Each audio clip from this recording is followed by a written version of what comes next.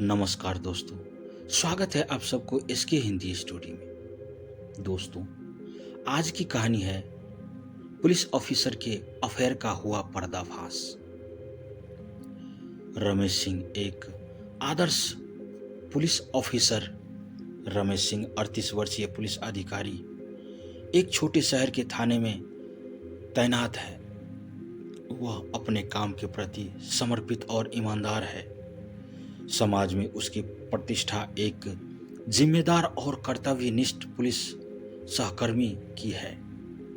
व्यक्तिगत जीवन: रमेश का विवाह 10 साल पहले अंजलि से हुआ था। उनका एक 8 वर्षीय बेटा अर्जुन है।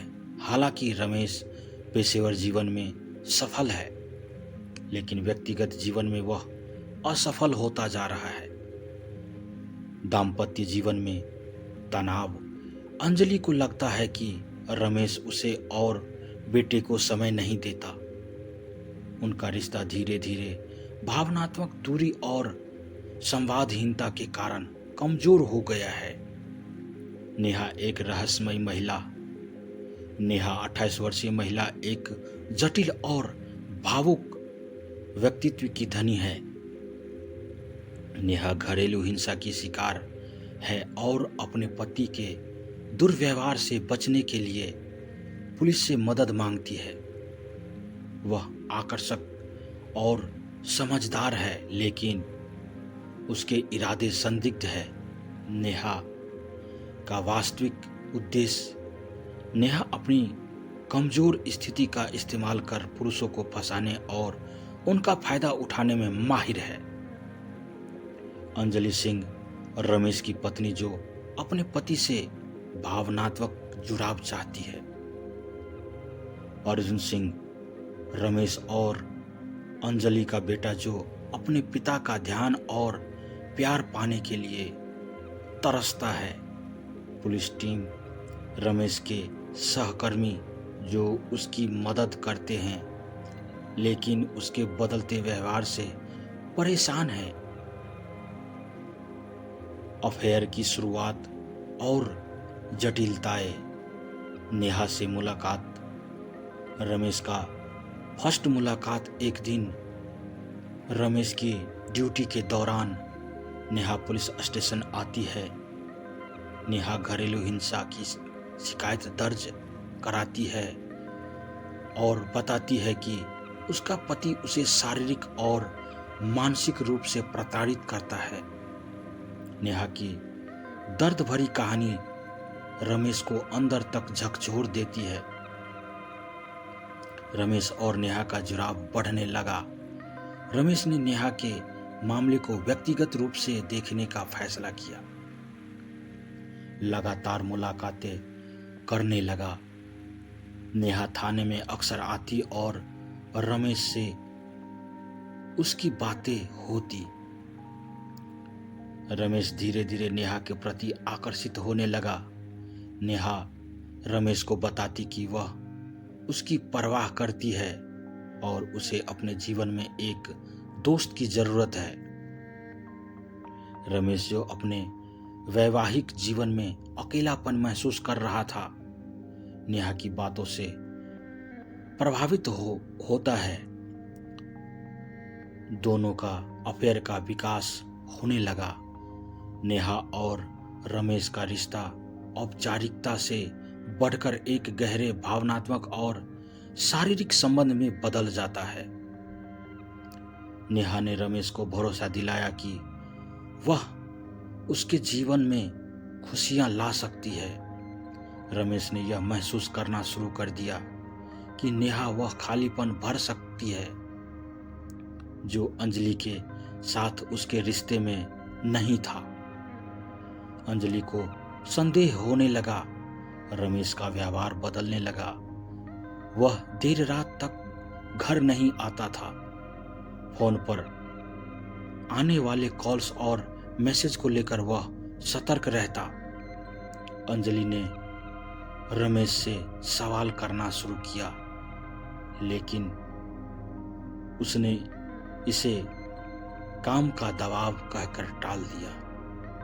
नेहा की असलियत नेहा ने रमेश पर दबाव डालना शुरू कर दिया। वह चाहती थी कि रमेश अपनी पत्नी को छोड़कर उसके साथ रहे। नेहा ने रमेश से आर्थिक मदद भी मांगनी शुरू कर दी। उसने रमेश को अपने अवैध कामों में शामिल करने की कोशिश की।